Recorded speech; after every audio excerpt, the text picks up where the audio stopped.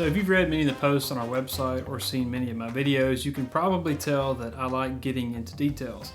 And one of the fascinating things about finance to me is that you can literally project nearly any outcome with a relatively high degree of certainty, assuming your inputs are mostly correct. There are simple formulas for calculating a number of helpful things, like how quickly your money will grow or shrink, how inflation will impact a portfolio, the value of one investment over another, the way a portfolio will grow given an assumed rate of return, the impact taxes have on your net worth, and so on. And I've grown fond of saying it's all math and the math don't lie.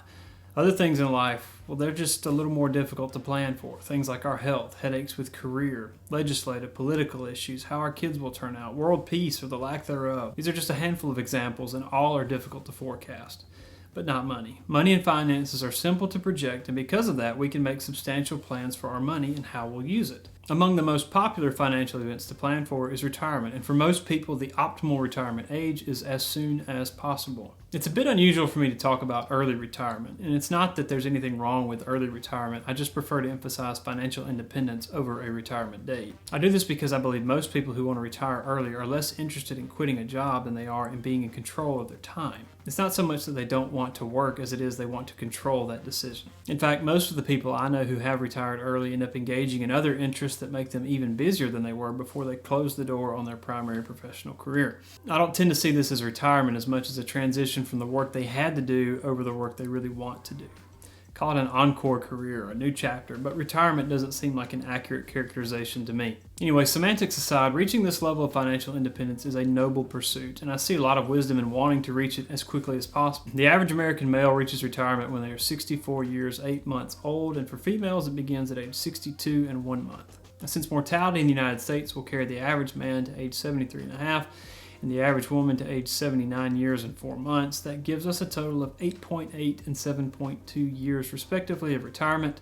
Yes, women get almost twice as long in retirement compared to men. Now you can do a lot in 8.8 to 17.2 years, especially if you have money and no need to work any longer. But what if you could extend that a bit by retiring even earlier? I'm going to answer that question today in this video, but I had to pick an age, just how much earlier we're going to retire. As I prepared, I was stuck between age 55 or 50. Only 6% of people retire before age 55 and only 2% before age 50, but I picked age 50 because it was just a nice round number and it just sounds more appealing to me anyway. So how can we retire by 50? Well, meeting the financial requirements necessary for retirement are painfully simple to state, but quite challenging to achieve. All you need is enough income to cover your expenses. Oh, and you need to do that without needing to work. Now, there are two key ways most Americans acquire income in retirement. They either have regular income as a benefit from something like a pension, or an annuity, or Social Security. Social Security is easily the most common source of this regular income, but defined benefit pension plans would also be included. The second way is retirees pull monetary needs from a pile of money in some sort of giant account, like a retirement account. It could be a taxable brokerage account, but it's money they've accumulated during their working years to cover expenses in retirement. Now, I will touch on pensions, annuities, Social Security, things like that a little later as we talk about evaluating spending needs. But in the mathematical examples I'm going to give, we're going to leave those income sources out of the equation because they're different for everybody. So let's talk about that second option, that second source of income, how to build that big pile of money. So the first thing that will be helpful to know or to think we need to know when we set out to build that pile of money is how much we'll actually need in that pile of money. You may have heard this referred to as a nest egg or your number, that being the number you'll need to reach in order to fund your retirement. In this video, I'll just refer to it as your number. And typically, the easiest way to calculate your number is to use the 4% rule. We actually have another video on this I'll link above. The 4% rule came from a study that was done by 3 professors in the late 90s at Trinity University. Their goal was to identify a safe withdrawal rate from a diversified portfolio of stocks and bonds that would last a retiree for at least 30 years. The number they came up with was 4%. Now, the nice thing about having a safe withdrawal rate is we can use it to calculate our number if we know how much we need to withdraw. You simply divide your annual retirement spending by 4%, or you can multiply it by 25, which is the reciprocal of 4%. This is the number or the pile of money you'll need to begin your 4% withdrawals in retirement. So for example, if you expect to spend $100,000 annually in retirement, you'll need $2.5 million to cover that with a 4% withdrawal rate. Now, of course, this leads to another question. What will your expenses be in retirement? We'll cover that in a minute, but first there's another major issue we need to discuss. Now, the 4% rule was built for a 30-year retirement. If you retire at age 50, there's a decent chance you'll die before you reach age 80, and the 30-year window is no problem. But what if you don't die that soon? I'm assuming this is a scenario that you're okay with, but it raises a problem. It's not at all uncommon for us to live well past 80 these days, and if you've been withdrawing 4% of your portfolio for 30 years, there's a pretty decent shot that you'll run out of money before you pass away. That is not an ideal scenario. And to account for this, you should plan for a lower withdrawal rate. And this can be accomplished by either reducing the amount you pull from your number, your retirement account, or you can just increase your number. Either way, for retirement beginning at age 50, I'd recommend using 3% as a safe withdrawal rate, which is what we will do for the remainder of the scenario. So the same $100,000 of annual expenses will now require a $3 million nest egg or portfolio or pile of money or number instead of $2.5 million. By the way, if you're out there and this video might actually help you retire by the time you reach age 50, if you would click the like and subscribe buttons below, that will help our channel to grow. It will actually allow me to keep making content like this so I can educate people about personal finance. All right, the next step is estimating our retirement expenses. We talked about this briefly earlier. So how do we calculate the amount that we'll need? Well, naturally, the further you are from retirement, the more challenging this may be. But you might as well go ahead and get used to the fact that you're never going to hit the mark perfectly.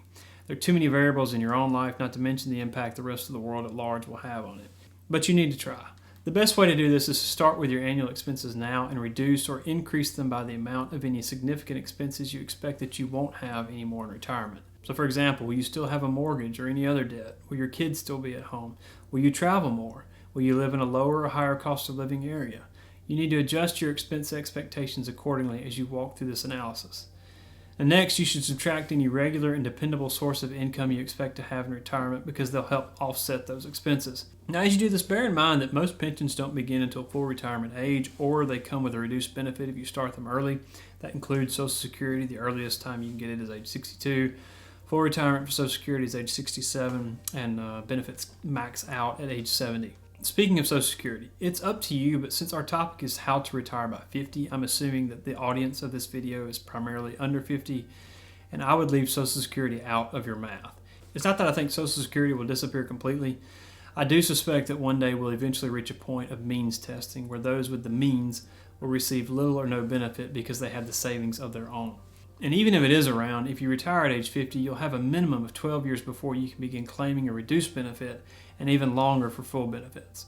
Now, once you've subtracted any regular income from your expenses, the remainder is the amount of money you'll need each year to finance your retirement. So now multiply that annual number by 33.3 or divide it by 0.03 to get your number. If you want to be more conservative, select a lower withdrawal rate like 2.5%. That would mean you multiply by 40 or divide by 0.025. Or 2%, which you multiply by 50 or divide by 0.02. Now, at this point, I'm often asked why I don't include inflation in these calculations. It's not that inflation doesn't matter. Trust me, it absolutely matters. Inflation is one of the more unsettling forces in making retirement projections. However, I don't include it in my posts or videos for two reasons. First, in my opinion, it's easier to focus on a savings rate as a percentage of income, like 15% or 20% or 25%, and just hold that rate throughout your saving years than it is to account for inflation every time you recalibrate, only to find that your income is rising at an equal or greater rate than inflation anyway. And I know that isn't always the case, but how could I possibly address those specifics through a website or through a YouTube video? The second reason is it's challenging to conceptualize the value of dollars years and years down the road. So for example, do you know how much you need to have saved in order to preserve the buying power of $1 today if it inflates at 3% a year for 10 years? It's more than $1.30. Or do you know how much you need for $2.5 million to cover the same ground in 20 years at the same inflation rate, 3%? Probably not without a calculator. And that's exactly why I don't bother adding more confusing math to what's already getting quite complicated. Also, inflated numbers look inflated. Seeing how much more you'll need due to the dollar weakening effects of inflation can really sap motivation. So case in point, you need $1.34 in 10 years to cover $1 today with 3% inflation. That may not seem like a big deal, but you'd need $4.5 million to cover the buying power of $2.5 million in 20 years. It sounds a lot harder, doesn't it? So back to the original point, how do we retire by 50? Well, obviously, I don't know every viewer's projected retirement expenses at age 50, so I'll have to make a guess based on the average person.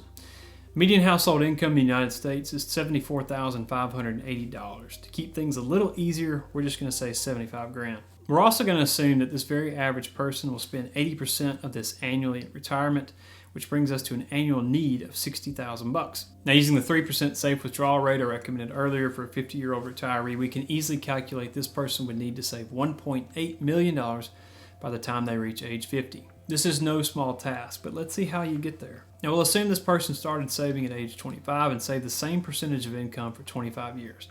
Finally, we'll assume an aggressive 10% rate of return, since this is an aggressive schedule. We're going to run through this quickly in this video, but if you want more about the math to calculate the savings rate, you can read our post, check to see if you're on track for retirement. I'll put a link to it down below, or you can watch the YouTube video, which I'll link above. It goes into a lot more detail on a lot of the math we're about to run through. So we're going to use this future value formula, and what we're actually going to solve for is that PMT, or payment. That's the amount we actually need to contribute each year in order to reach our retirement goal by age 50. Like we already said, we have a $1.8 million future value that we're trying to reach. We have a rate of 10% that we're assuming. We got a number of years, which is 25, that we'll be contributing. After we plug in all the variables and solve for PMT, we get an annual contribution of $16,638.66, which is 22.185% of $75,000. So in this scenario, in order to retire in 25 years by age 50, you need to save 22.185% of your income.